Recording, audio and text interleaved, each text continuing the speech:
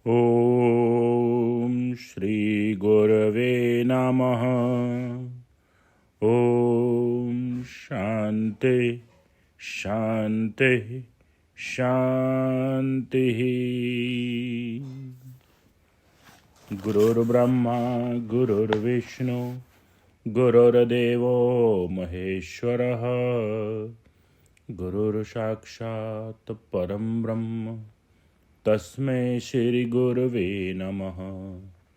ओम शांति शांति शांति। प्रणाम भगवान। आलू वाले बाबा जी का दिव्य ग्रंथ मणि रत्न माला चल रहा है, जिसमें प्रयत्न पूर्वक विद्वानों को क्या करना चाहिए, ये मंत्र में प्रश्न था। उसी के उत्तर में विवेचन है स्वामी जी का।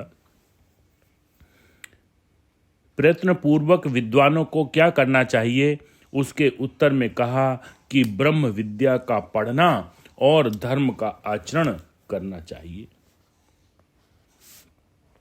यहां विद्वानों को अवश्य करने की वस्तु पूछी है। नित्य अनित्य का जानने वाला ही विद्वान कहा जाता है। व्यवहार के अनेक प्रकार के ज्ञान वाला, अनेक भाषाओं के ज्ञान वाला विद्वान नहीं है, क्योंकि जानने योग्य वस्तु अपना स्वरूप ही है। जो उसे जानता है वह ही विद्वान है। उसका कर्तव्य सत्शास्त्र पढ़ना,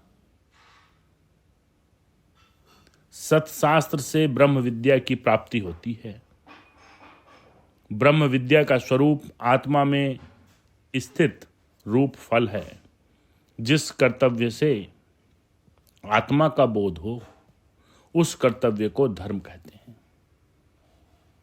बहुत बढ़िया। जिस कर्तव्य से आत्मा का बोध हो, उस कर्तव्य को धर्म कहते हैं।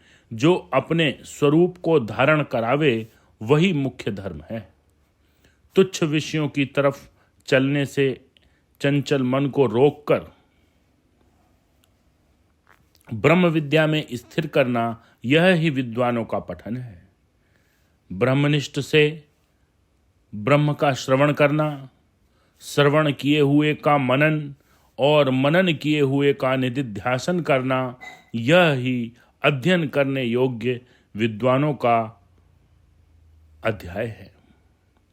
इसके सिवाय जिसमें आत्मबोध कथाएं हों, ऐसे पुराण, इतिहास, आख्यानों को तथा महात्माओं के चरित्रों को हमेशा पढ़ते रहना चाहिए इत्यादि।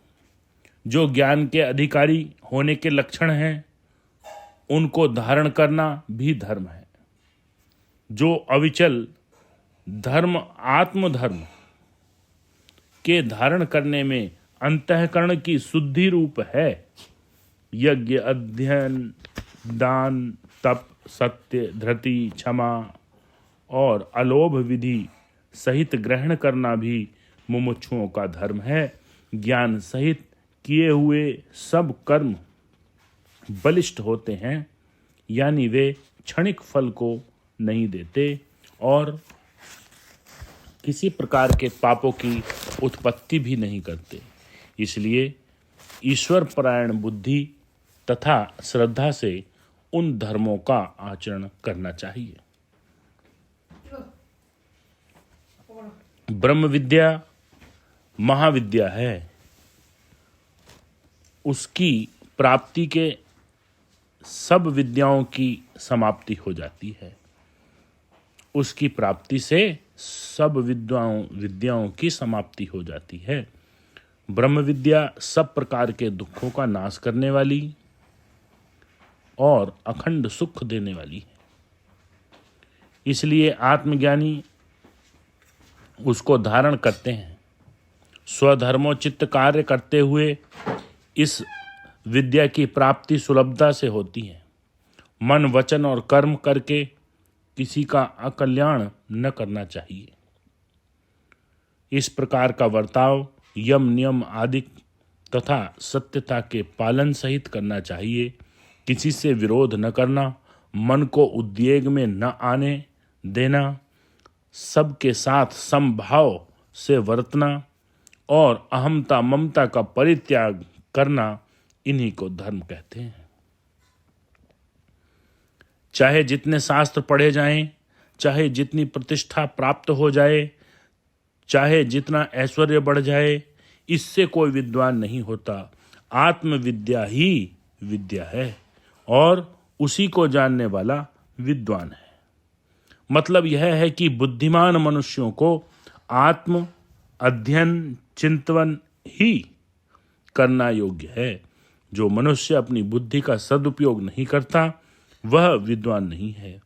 जिसको अपने कल्याण का मार्ग नहीं सूझता, जो कल्याण करने में प्रवृत्ति नहीं होता, ऐसे को विद्वान नहीं कह सकते। किंतु वह खिलौने के घोड़े की सवारी को घोड़ा करने वाले के समान ही है। अब इसका एक दृष्टांत दिया है, उसको कर लेते हैं। ओम शांति शांति शांति। प्रणाम।